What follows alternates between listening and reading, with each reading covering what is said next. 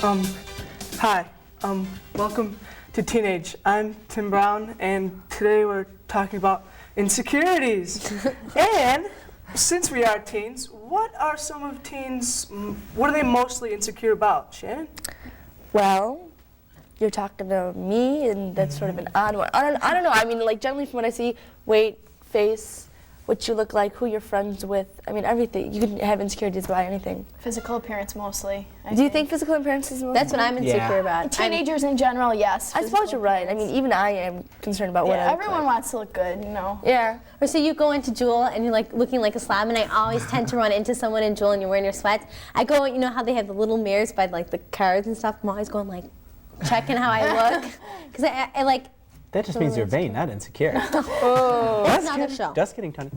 No, I think like your insecurities kind of change as you get older too, you know, because you care about things differently. Like when I was in junior high, I was like really insecure because I like couldn't play baseball with all the other kids because I was like really bad at it. But I mean, now I like don't care if I don't play baseball. I mean, I care about, you know, if purple and green don't really go together. And I really haven't decided on that yet. I think I became more insecure as years went on, because when I was in 7th and 8th grade, I used to wear like all black, and I had a mohawk, and I didn't care what I was like, rebel against authority. I don't care what anybody thinks of me or any, you know. And now it's like actually I'm concerned about what people think of me in certain places. Insecurities change with the years. I think they pretty much can change daily too. Oh yeah. I mean, some days I could care less how I look. And other days I'll be like, I have to make sure every hair is in place. And now it's so important to like fit in, do what everybody else is doing, and make sure you're wearing the same thing. You know, make sure everything's in and you're cool. Or sometimes it deals with people you talk to. Because if there's that one guy you want to impress, you're fine the whole day, and then you come up to him and you're really insecure, like,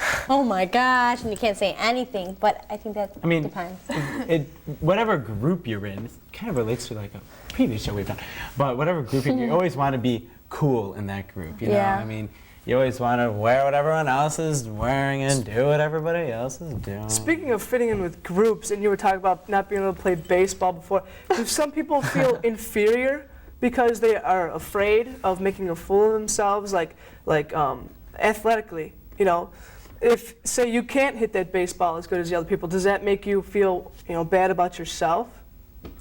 I really did, because, well, you know, when you're 12 years old and you go to a Catholic school with only 30 people in your class, and every single one of those boys is playing baseball, what are you gonna do? I mean, I think I'm gonna go inside and like work with the art teacher. No, I mean, you have to do it. So like, I'd still have to play baseball with them, although I couldn't do it. And I did feel real bad about myself.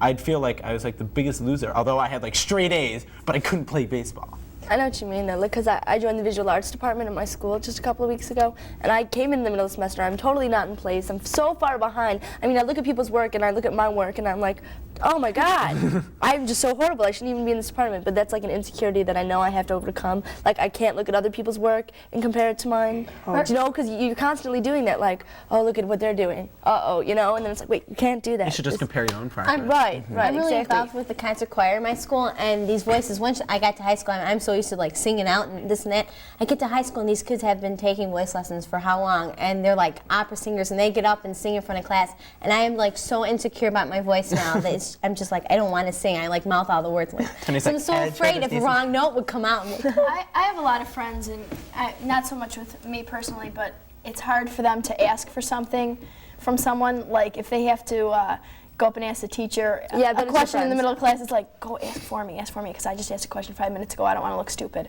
And it's like, who cares? You know what I mean? But that is a serious problem. Someone for came some up people. to me and they said, go up there and ask the woman, like, how much, like, we were in the lunch line. She said, ask like how much that sandwich is. I'm like, you're standing here. I make Mike do that for me all the time.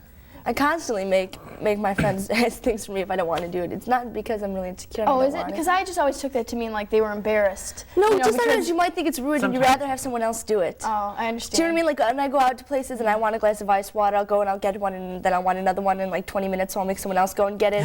So it's not rude. Sometimes though, I do think it's because they're embarrassed. I think it's because they're embarrassed, like in school.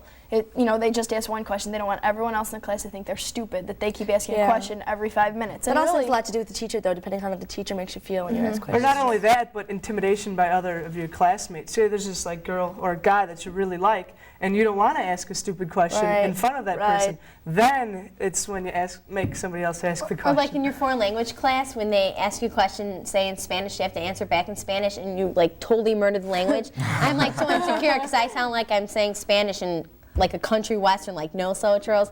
And so, I mean, that's what I'm insecure about because of the people in my Just class. do what I do. Just take an English word and change how it sounds. I know you added nowhere Just near. speak really fast. Nobody understands completely what you're saying. It sounds They'll like all it's think better. you're like the best student in the class. Yeah, I should write this down. How about when it comes to other people liking you as not for what you can do, but who you are? Like, you won't do this because you want these people to like you more, or these people don't like you, don't even know you exist. How do you? That's really important. I mean, you have to stick with what you believe in. I mean, you can't do something if you don't believe in it just because everyone else is doing it. People do it constantly, though. People go against their beliefs hundreds of times daily. or what about friends that'll lie to you because you ask them their honest opinion, but they don't want to hurt your feelings, or they're scared to tell you the real truth about how that dress looks, or you know what I mean? They'll just look at you and go, "Oh yeah, no, don't worry, Jenna, you're worrying about nothing." You know what I mean? How many times have you had a friend tell you that because they're scared of hurting your feelings? You know, I just think. I think My friends just, oh God, that's horrible. feelings are a major part of insecurities. And we'll be talking about more feelings and insecurities in the next segment, so stay tuned. All my friends are so blatant.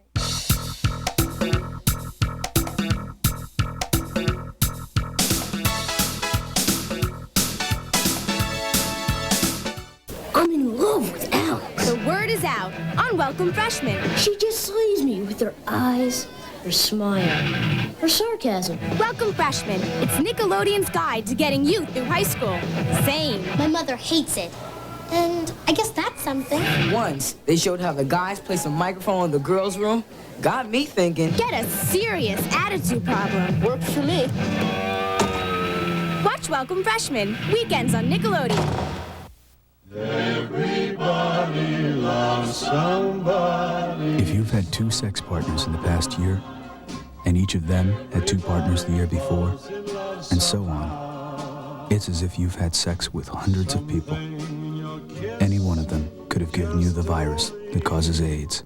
Find out what to do now. Call the toll-free Illinois AIDS hotline. All calls are anonymous. If you have any suggestions or ideas, write to Teenage, care of Continental Cablevision, 688 Industrial Drive, Elmhurst, Illinois, 60126.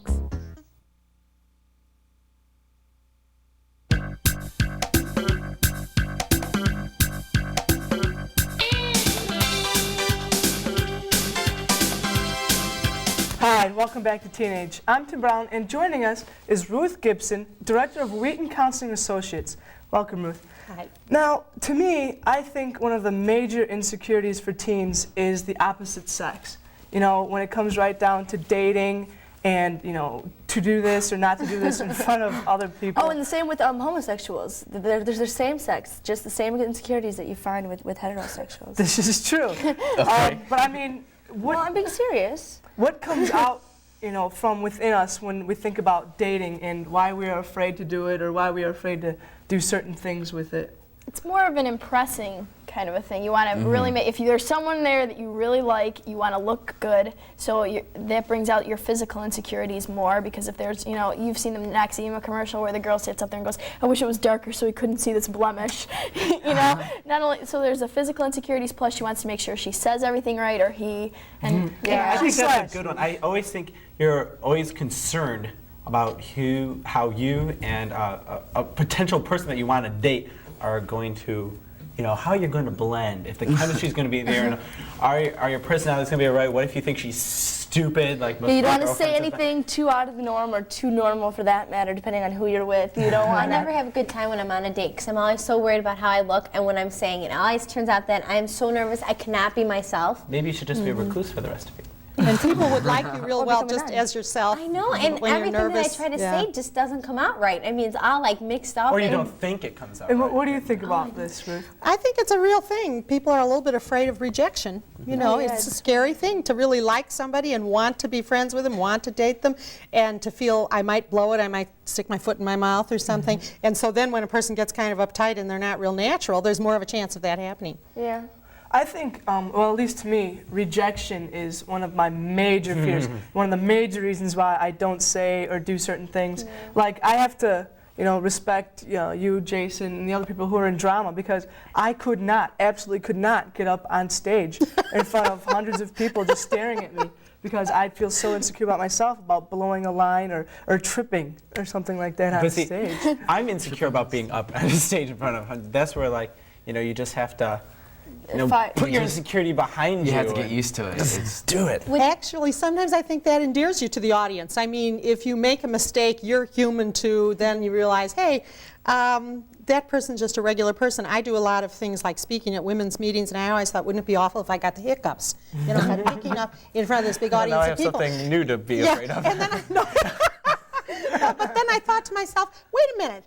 If that happens, I'll just have to say, would you just lead a little group singing, and I'll step out or something, and then come back and realize, so what if people realize I'm human with those kind of problems of getting the hiccups or needing to run out for whatever reason? And it kind of endears you to the audience. They realize, oh, okay, this guy's a talk show host, and yet he also has these same human problems. And maybe it's not so bad. And with that comes our dealing with these insecurities. What do different people do to solve their feelings about themselves and other things, like just blowing something off. That's probably one of the easiest ways, just to put it behind you and never look back at it. What about make a joke about it? Yeah, I was going to say, have a sense of humor and realize I'm just human. I blow it like everybody else. If you blow it off and joke about it too much, can't that get dangerous? Yeah, that could be a little bad. Or you can't take it as seriously, or you can't achieve that much because, say, you have this big audition coming up, and you're just like so insecure about it, so unsure about it that you like blow it off. You get up there and you like totally mess up. I think that's where you kind of. Some days, I find myself, I joke around quite a bit. Really? And for instance, if I'll go to school one day and I'll just like be wearing really awful clothes or something, and like people like make fun of me, and I mean I'll just be like, well, I'll just laugh it off. Well, I wanted to do that. Isn't that funny? You know what I mean? So it's easier than saying like, oh my God, these people hate me forever now. Well, sometimes I think we can help ourselves by putting ourselves in the other person's shoe. I mean, maybe we are worried because our hair isn't right, and when we really think about it, other people aren't worried about our own hair. They're worried about their own outfit or hair or how they're coming across, and maybe just taking ourselves not so seriously and having a little bit of sense of humor and refocusing on other people and how can I make this person feel at ease rather than worrying about am I cool, but can I welcome this newcomer to the class or the meeting or something. Well, there's certain people who are just completely paranoid about people talking about them, and like I'm sorry, I mean people talking about me behind my back. I know this affects all of us because it happens every day, and that to me is a major insecurity, and especially if you're just like walking, and Tim, I guess, is kind of a really common name, and they could be talking about any Tim, and I'll just be like, well, what are you talking about? And then, what's the matter with me? What's wrong? For me, I was like, that happens to me a lot. I'm always insecure about like if my friends like me or not, all of them, because like the other night, I felt really bad. We were sitting in our hangout, and they were talking about getting together and stuff, and one of my friends said to another one of my friends, why didn't you come to my party the other day? And I didn't even know she had a party. So I just felt like this big. That's how I felt. Or when they go out places and like they're talking about the next day at school and they're supposed to be in your group of friends and you're like, oh, you're not invited. Then you're thinking maybe that's a hint. Or like when they're talking whispering in their ear and they look at you and they're probably not saying anything bad, but then you feel so insecure about it and the whole day you're so worried about it. If two people are talking, you're like, what are you talking about? They're like, oh, never mind. Nothing. Do you guys confront them? Yes, I do. I would. I do sometimes. When I find someone's talking about me, I just go up there and I just get mad and I go off on them because. See, I don't do that because waste your energy like that. I don't do that exactly because, first of all, I've been wrong. You know what I mean? Have you ever been wrong and found out that someone really wasn't talking about you, and then you feel like then you get really embarrassed. Well, it really makes. I don't know if it's insecure or just it really makes me angry when people dislike me when they don't know me just because of the way I look. I mean, even at my school, there are people who would be like, "Oh, look at her." Or just things they hear about. And this is a very liberal school, liberal school. How can we deal with these awful people that don't like us? One thing you might do is just share your feelings with them, being careful, like you said, not to be critical of them. They might not have been talking about you after all, but just say, I feel kind of bad, wondering if I'm missing something here. I feel concerned that maybe I've offended somebody. Give them a chance to say what it is. Sometimes if you know what it is, it helps. What if it's not your friend? I mean, is that a problem you should really waste your energy on, or would that make your insecurity problem grow more, do you think, by actually confronting it? That's a good point. Yeah, if it's not something that really pertains to you, maybe not to get worried about it. Not to I think when people get insecure, it's mostly around people who they have personal relationships with. If they're like good friends with them, or they talk to them on a one-to-one basis. But like in school, there's different types of insecurities, like grades. I think school is like the breeding ground of insecurities. Oh yeah. I mean, because some people who are just like completely, genius, and I kind of look at them, wow, I wish I could just do that without studying and stuff like that. I mean, so grades pose a major insecurity, and that's one that I find difficult to when I find adjust to. like a lot of difficulties in school, with insecurities, I always try and keep my home life, in mind. Because I always think, it doesn't, if you go to school looking awful or being stupid or whatever, people will judge you. But at home, your family, for the most part, will love you no matter what. Right. I always find like a lot more comfort in my family than I do with my friends. Well, your close friends, I mean, you can wear whatever you want and do whatever you want because they don't care. It's like people you want to impress. You're like, but they'll still joke about it. And even though it's joking, it does bother you. Yeah, but this is a good point you're making, that your family's your core group. Your family will always be with you. Yeah. They're always going to be your family. Yeah, and that's neat to hear you say that, because not everybody feels that way, and they should. I feel it's lucky great. that I can You have are people. fortunate, Well, your family sees you at your worst times, when you're sick, when you're, and so. When you're leaning over that toilet, I know. puking it up, your family's there watching you. Your friends will just be like, later. So that's like your security blanket. Yeah, it really is great to know that there's a place where people really love you and accept you, flaws and all, that they care about you because, you're their kid. And I think not all families are like that. I know, that is true, and less and less. That's the problem. Is that what you're And I think accepting our insecurities is a major plus in this. So we'll be right back talking more about insecurities. Stay tuned.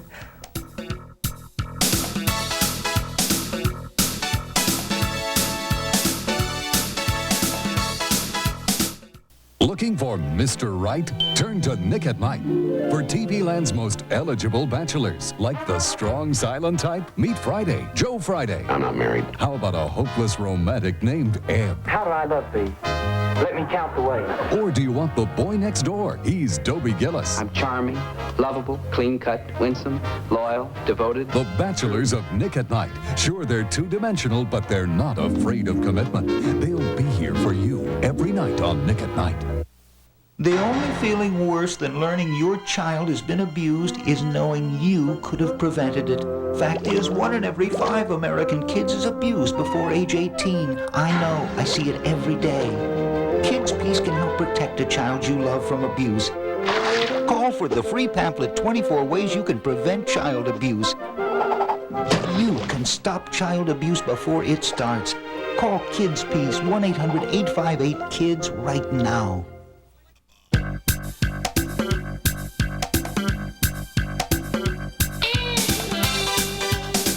Hi, and welcome back to Teenage.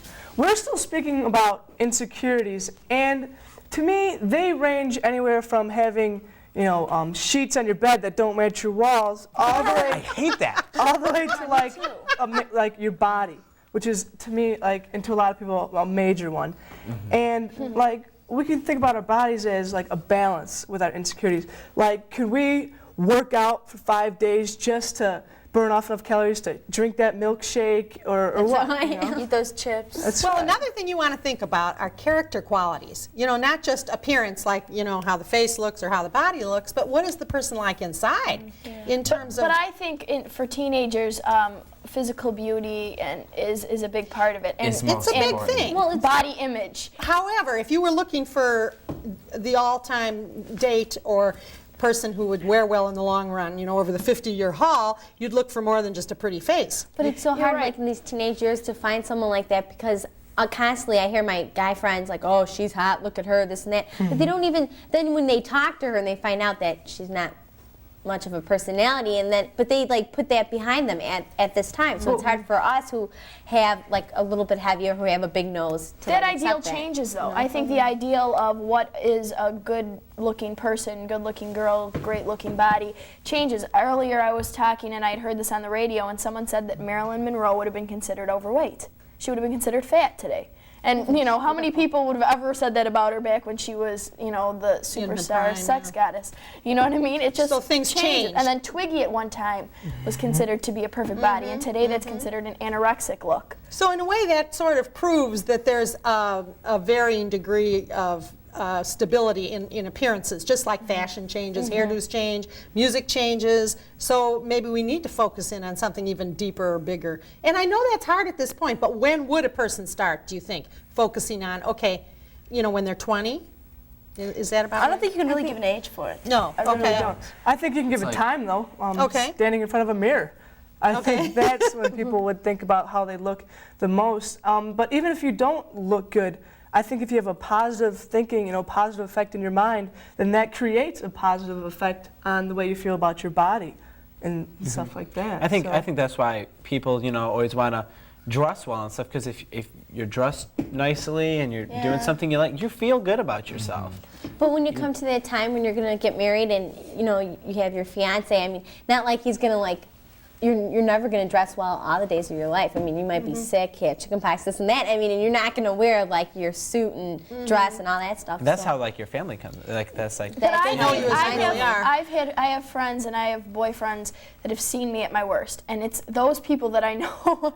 You know what I mean? That I know are my real friends. That I know I can get out. You know, I'm a lifeguard during the summer. That I can get out of the pool with my hair and look like a drowned rat all day. And if my boyfriend will still take me out looking like that, hey, he loves you for he's who you are. okay. Exactly. Yeah. You know. So in a way, you've already got that perspective of not just looking at the outward appearance. I think it just has to come individually as time goes on, a little bit at a time. And that's why it's neat to get to know people really well. You know, to have good friends where you do see each other at your worst and you realize, wow, this person is much more than just a pretty face or someone who pumps iron. I mean, he is really a fine individual, whatever. For teenagers, I think it's like real hard for them to make new friends. I mean, for freshman year, it's like the biggest challenge. You go in there and you have like a few friends from your old school, and you have your main priority is to make new friends and, you know, to fulfill that, you know, social part of your life. And it's so hard to go up and go, hi, my name's Andrew, and you know, it's just, first impressions are just so important. It's so hard though. So for us as teens, how important is a positive attitude dealing with life? Oh, I think it's very important. Yeah, if you can have a positive attitude, people will enjoy you more.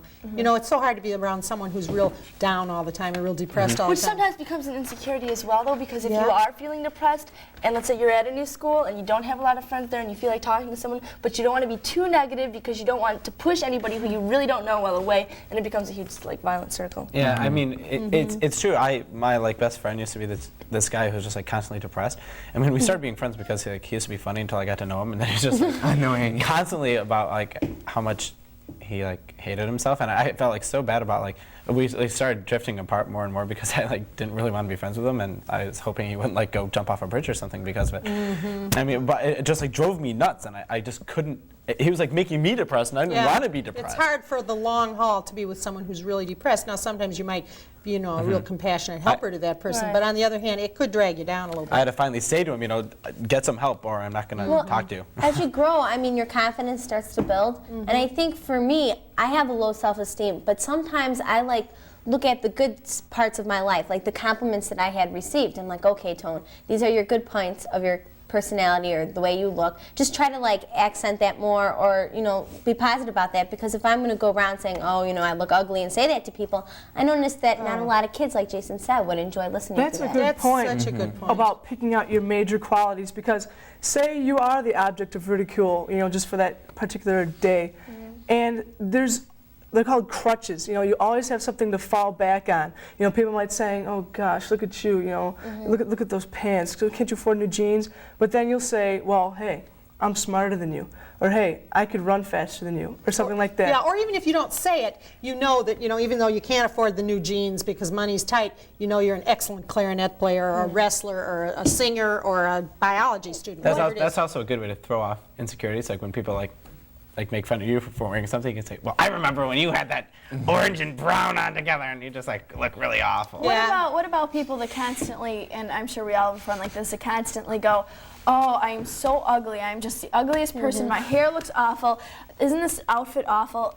Doesn't everyone have a friend like that just constantly is putting themselves down, putting themselves down? And part of it, I think, is that they just want to hear, no, you don't. No, you don't. Oh, no, you're looking good. And after a while, I'm sick of telling them that no, you don't. It's like, you might just say, well, it sounds like you're really feeling like you're having a bad day today. Well, fine, you are ugly. Yeah, just say, yeah, you No, are. I'm not. I know. Those people are just basically attention getters, and that's all they're after. But another way that people deal with them is this, say they're picking on me, and as soon as that happens, the person who's being picked on will rebound it and reflect it. Well, you think I look bad? Look at him. They'll just direct the attention and put down somebody else just to make them look better. Just to get themselves It's almost better to get the whole conversation on a good tone, like if someone's speaking negatively, whether it be about himself or someone else, to point, like maybe they're saying this guy is a real creep or something, and you say, yeah, but you may feel that way, but he really is an excellent whatever, student or friend, or building it up in a more positive way. Does that sound kind of reason why he's a creep? idealistic? It does. I don't know. I used to hang around with these 6 guys, for 4 years straight, these skaters. I used to hang around with 6 or 7 guys, and constantly, nonstop, they would violently put down each other. So horribly, the worst cut downs in the world, boom, boom, boom, back and forth, all over the place. And they all hated each other, but loved each other at the same time. It was the weirdest experience, because all these people just had the same passion to do something, but yet none of them could be together at the same time. That was their style. They were all insecure about what they were doing. Is he doing, you could totally see. It was you can see that insecurity. Those are real good friends. I mean, you can play around, do whatever you want. And you can do that with good friends, but with other people, but there's a line that you cross relentlessly. That's no matter who you're with. Yeah, I would never be blatantly rude to anybody, especially if I cared about them. Well, what's one little thing that us individually are insecure about? Tony, what's one little thing that you're insecure about? I have a lot. I think one of them is my nose. I'm really insecure about my nose. I've always wanted a nose job, but I'm scared of doctors, so I don't think that's going to work. But I'm always insecure because in 6th grade I was told that I had a big nose by someone, and so that kind of bothered me that I did. And so I figured then, hey, look at Barbara Streisand. She has a big nose, and she's okay, and I think she's really pretty. But she's got legs like butter. I think she's pretty, but it was my nose. Really? Okay. How about you, Jason? Do you have anything major? No. One little thing? I'm perfect. No. I don't know. Come back to me. Go to Shannon first. No, don't go to me next. Go to someone else next. Oh, I'm scared. One big insecurity of mine is letting my father down. And not so much, and I know that, and he always tells me that no matter what I do, I could never let him down because he loves me, but it's still, just because when you love someone, you don't want to let him down. And that's my biggest insecurity. That's sweet. I'm sorry. I did. And that's just about all for teenage for today. But remember, there's always a bright side to every situation, so think positively. See you later.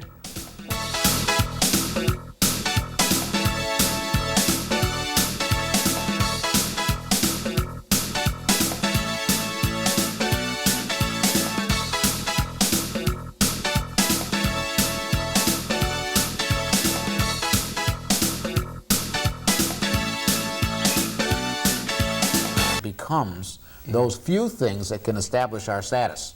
And since there's a clear identity in some parts of our societies with different kinds of people, then whatever seems to go with those people helps establish our identity. And on that note, we're going to have to say goodbye for today, and just remember, wear whatever you want, do whatever you want to do, so long as you don't hurt anybody. Thank you. Elviter.